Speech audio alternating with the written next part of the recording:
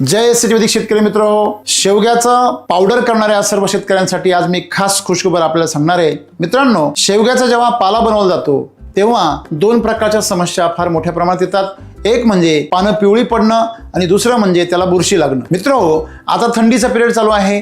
आता टेम्परेचर साधारणतः नाशिकमध्ये 12 ते 13च्या आसपास सकाळी असतं आणि दिवसभरामध्ये 15 ते 18च्या दरम्यान असतं. मित्रांनो, अशा परिस्थितीमध्ये जेव्हा मी एसटी वैदिकच्या संकेत धामट या शेतकऱ्यांच्या शेवग्याचा पाला जेव्हा वैभव सरांनी आणला माझ्या सांगण्यावरून, त्या पाल्याची पावडर काढण्यासाठी मी तो पाला घरामध्ये दिला. घरातून असं सांगण्यात आलं की हा पाला पिवळा पडतो, हा उन्हात ठेवावा लागेल, त्याशिवाय हा वाळणार नाही, नाहीतर मग हा खराब होईल. मी आग्रहाने सांगितलं की हा एसटी वैदिकचा पाला आहे, हा आपण सावलीमध्ये ठेवायचा आहे.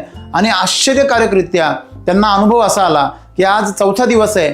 चौथ्या दिवशी पाला पूर्णपणे हिरवा जसाच्या तसाच पूर्णपणे वाळून कडकडीत झालेला आहे. एवढ्या कमी टेम्परेचरमध्ये हा पाला अतिशय सुंदर प्रकारे रूम टेम्परेचरमध्ये 12 ते 18 डिग्री टेम्परेचरमध्ये वाळून पूर्णपणे त्याची पावडर हाताने तयार होते. हे जेव्हा लक्षात आलं, त्याच्यामधून धूळ उडते बाहेर, एवढा कडक तो वाळलेला आहे. याच्यावरून असं लक्षात येतं की मित्रांनो, एसटी वैदिकमध्ये पाल्यामध्ये जो पालांश आहे त्याचा प्रकार वाढतो आणि त्याच्यामध्ये नायट्रोजन लेवल ही मेंटेन राहिल्यामुळे, CN रेशो चांगला मेंटेन झाल्यामुळे नॅचरली त्याच्यामध्ये प्रोटीन सिंथेसिस कमी होतं आणि सर्वात महत्त्वाची गोष्ट रस कमी तयार होतो.